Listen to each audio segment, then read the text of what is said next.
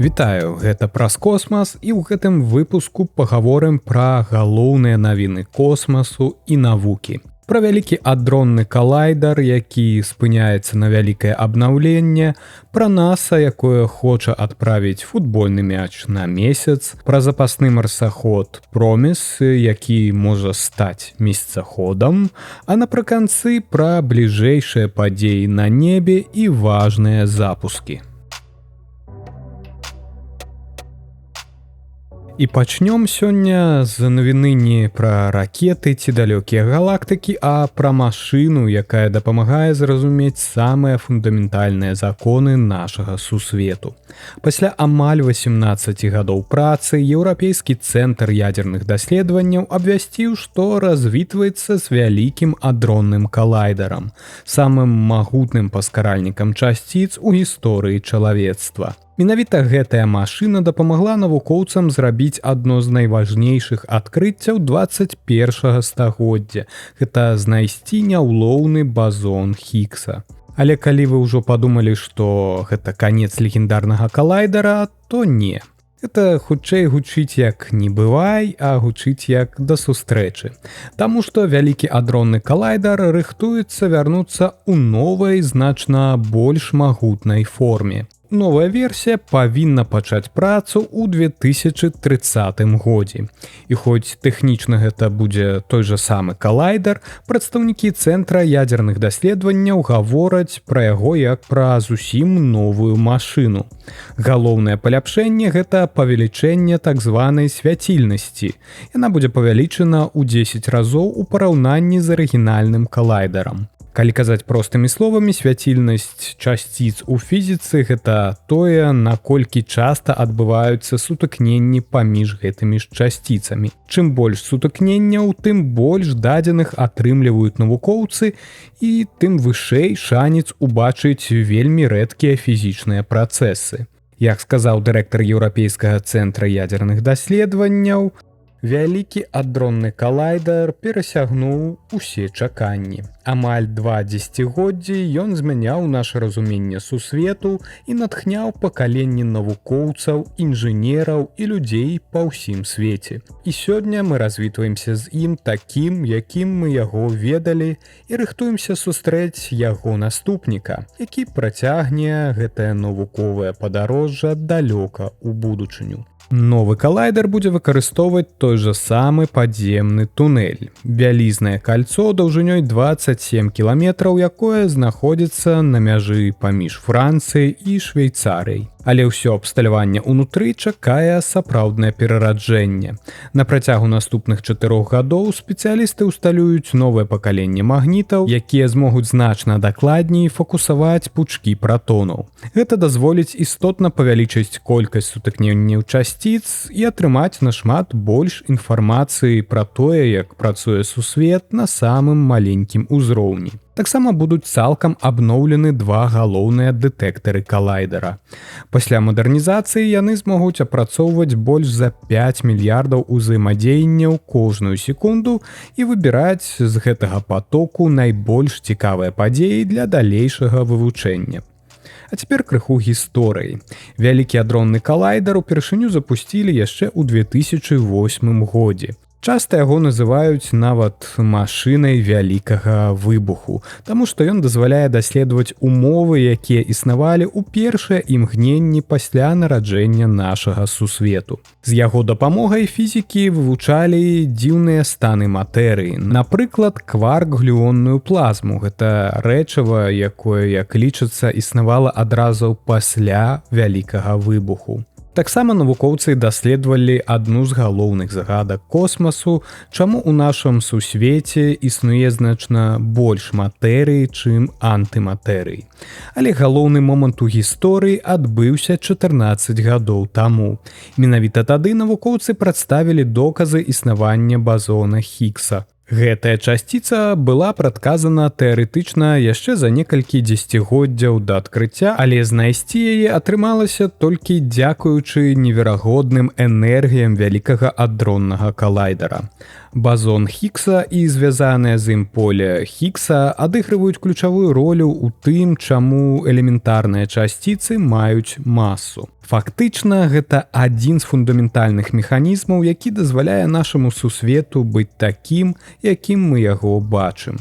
Базон Хіггса стаў апошняй фундаментальнай часціцай, прадказанай стандартнай мадэллю фізікі часціц, якую ўдалося адкрыць эксперыментальна. Але навукоўцы цяпер хочуць пайсці яшчэ далей. Яны спадзяюцца, што новы калайдер дапаможа яшчэ лепш зразумець, як працуе базон Хіггса і, магчыма, адкрые новыя дзверы да новай фізікі за межамі стандартнай мадэлі. Сярод магчымых адкрыццяў доказы суперсіметрыі або нават сляды загадкавых часціц цёмнай матэрыі, якая складае вялікую частку матэрыі ў сусвеце, але якую да гэтага часу ніхто не можа ўбачыць напрамую. Так што гэта яшчэ не канец гісторыі вялікага адроннага калайдара. А зараз крыху больш лёгкая, але вельмі цікавая навіна, якая аб'ядноўвае і космас, і спорт. НАСА заявіла, што можа адправіць футбольны мяч на месяц. Але ёсць адна умова. Мужчынская зборная ЗША павінна выйграць чэмпіянат свету па футболе FIFA 2026. Пра гэта 30 чэрвеня паведаміў кіраўнік НАСА Джаред Айзекман падчас прэс-канферэнцыі, прысвечанай планам агенцтва па стварэнню будучай базы каля паўднёвага полюса месяца ў рамках праграмы Артеміс. Айзекман сказаў, што хоча такім чынам крыху падтрымаць і матываваць нацыянальную зборную ЗША. Паводле яго слоў, яны зробяць нешта большае, чым Алан Шэпард з яго гульнёй у гольф на паверхні месяца. Яны хочуць даставіць туды футбольны мяч. І тут трэба ўспомніць вельмі цікавы момант з гісторыі асваення космасу. У 1971 годзе астранаўт НАСА Алан Шэпард, камандзір місіі Апола-14, узяў з сабой на месяц 2 мячы для гольфа і самаробную клюшку. 6 лютага 1971 года ён ударыў гэтыя мячы па паверхні месяца і стаў першым чалавекам у гісторыі, які згуляў у спорт на іншым нябесным целе. Праўда, Шэпард зрабіў гэта не зусім афіцыйна. Ён фактычна нелегальна правёз гэтае спартовае абсталяванне з сабой. А вось ідэя з футбольным мячом ужо будзе цалкам узгодненай місіяй. Пакуль невядома, на якім менавіта пасадачным апараце мяч можа адправіцца на месяц, але Айзекман пажартаваў, што пакіне гэтае пытанне камандзе. Але трэба прызнаць, што зборнай ЗША сапраўды можа спатрэбіцца крыху ўдачы. Чэмпіянат свету праходзіць сёлета ў ЗША, Канадзе і Мексіцы. І гістарычна мужчынская зборная ЗША не ўваходзіць у лік галоўных фаварытаў гэтага турніру. За ўсю гісторыю чэмпіянатаў свету амерыканцы выйгралі толькі 2 матчы ў стадыі плэй-оф. І адзін з іх быў яшчэ ў самым першым чэмпіянаце свету ў 1930 годзе. Але каманда 2026 года ўжо паказвае адзін з лепшых вынікаў у сваёй гісторыі. Якраз калі я записываю падкаст, праз некалькі дзён яны павінны граць з Бельгіяй. Таму хутчэй за ўсё, калі вы сочыце за футболам, вы ведаеце, ці стала ЗША бліжэй да мэты даслаць на месяц футбольны мяч. Дарэчы, жаночая зборная ЗША ў футболе мае значна больш уражлівую гісторыю. Яны ўжо 4 разы выйгравалі жаночы чэмпіянат свету. Сам жа турнір сярод жанчын праводзіцца з 1991 года. Але нават калі футбольны мяч усё ж трапіць на месяц, гэта будзе не першае яго касмічнае падарожжа. НАСА ўжо адправіла афіцыйны мяч сёлетнага чэмпіянату свету на міжнародную касмічную станцыю. Там астранаўты нават паспелі пагуляць з ім у японскім модулі ва умовах мікрагравітацыі. Як адзначылі ў НАСА, мэта такіх праектаў натхняць новае пакаленне і паказваць, як даследаванне космасу ўплывае не толькі на навуку, але і на спорт, тэхналогіі і наша штодзённае жыццё. Так што, магчыма, пасля гольфа Апола-14 наступным відам спорта на месяцы стане менавіта футбол. І зноў усё тое ж НАСА разглядае даволі незвычайную ідэю адправіць на паверхню месяца запасны марсаход. І так, гаворка ідзе не пра новы спецыяльны месяцаход, а пра апарат, які першапачаткова быў створаны для падтрымкі місій на Марсе. Пра гэта НАСА распавяла на ўсё той жа прэс-канферэнцыі 30 чэрвеня. Акрамя гэтага, агенцтва абвясціла новыя кантракты на месячныя пасадачныя апараты, якія павінны дастаўляць навуковае абсталяванне на паверхню месяца.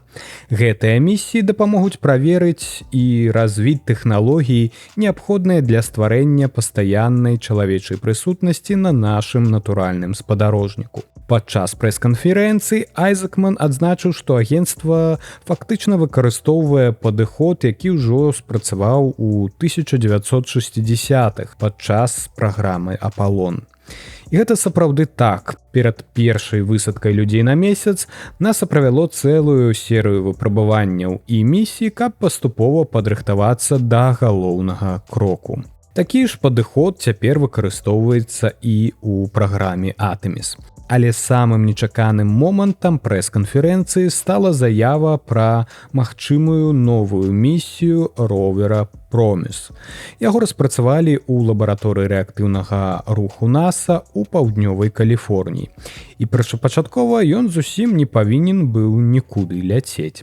«Проміс» быў створаны як інжынерная копія марсаходаў «Персевіранс» і «Кюрыосіці», якія зараз працуюць на Марсе. Такія копіі вельмі важныя. Калі, напрыклад, інжынеры хочуць адправіць новую каманду або праверыць нейкае рашэнне для сапраўднага марсахода, яны спачатку робяць гэта на зямлі.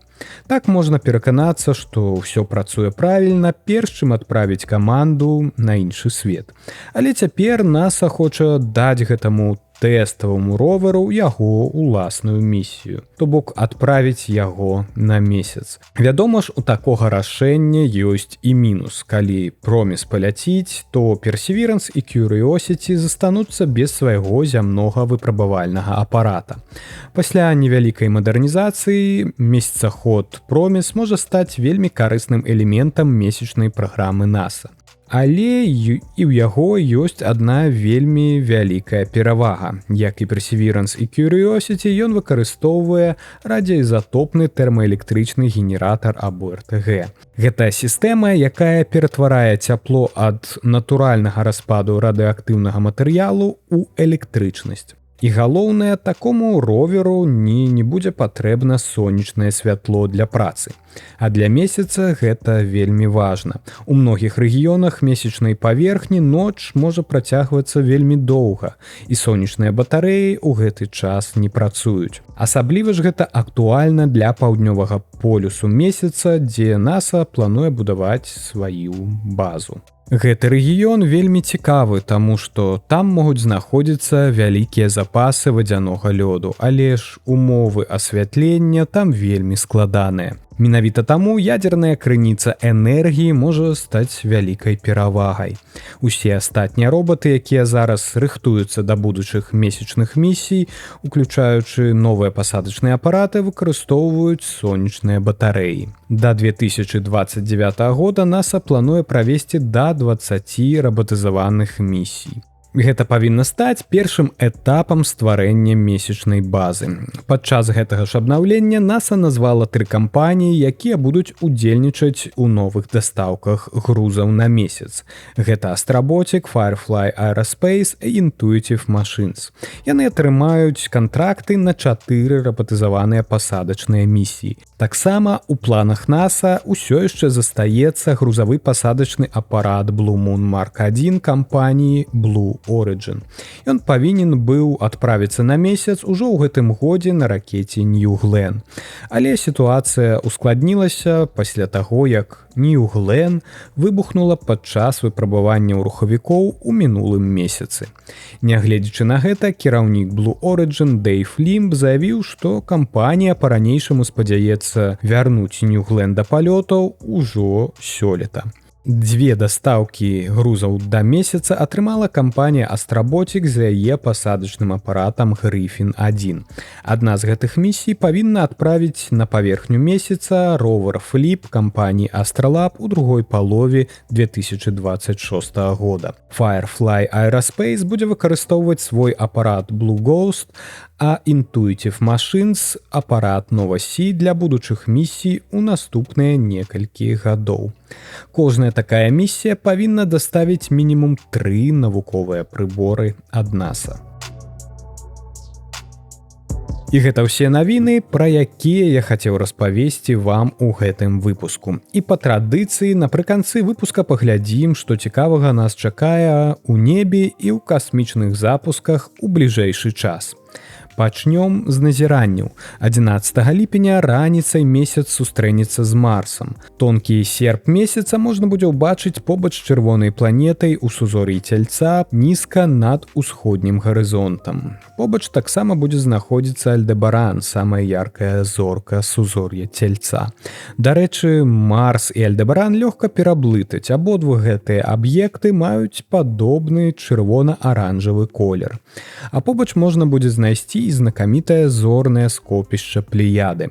У некаторых месцах Зямлі адбудзецца нават пакрыццё Плеяд месяцам, калі частка зорак на кароткі час схаваецца за месячным дыскам.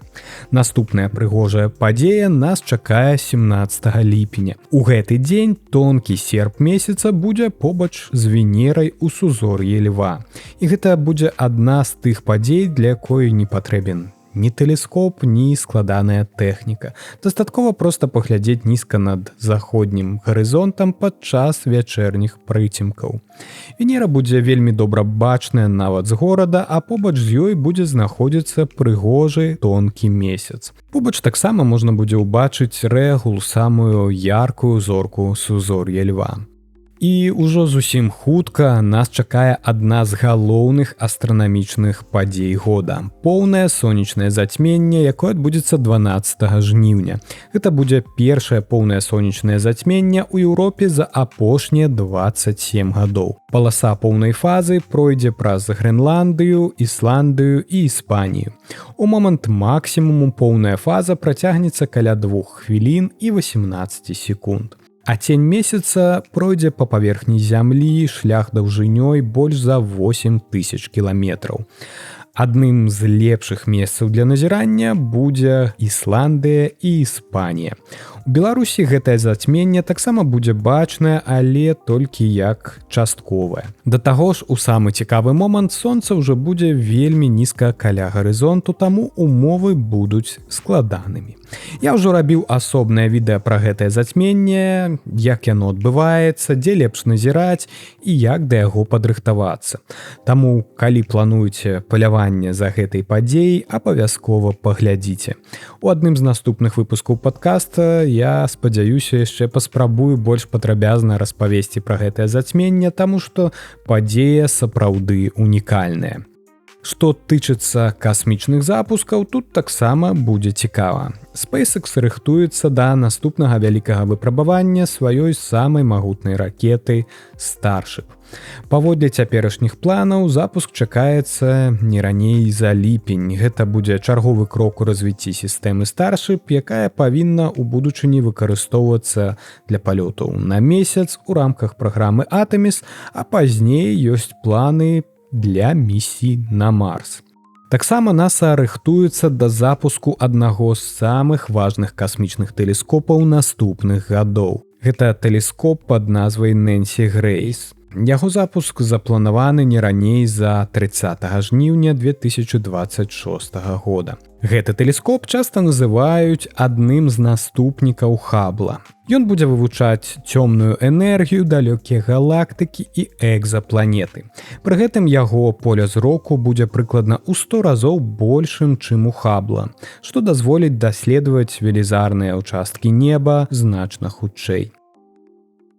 І на гэтым сённяшні выпуск падыходзіць да канца. Вялікі дзякуй усім за тое, што слухаеце праз космас, сочыце за касмічнымі навінамі разам са мной і дзеліцеся падкастам з іншымі. Вашая падтрымка, каментары і паведамленні вельмі дапамагаюць развіваць гэты праект. Асобная падзяка ўсім маім патронам, якія падтрымліваюць праз космас на Patreon ці Buy Me a Coffee. Калі вам падабаецца тое, што я раблю, то вы таксама можете падтрымаць падкаст. Далучайцеся на Patreon або можете проста пачаставаць мяне кавай праз Buy Me a Coffee. Усе спасылкі, як заўсёды, будуць у апісанні. Дзякуй, што былі са мной, пачуемся.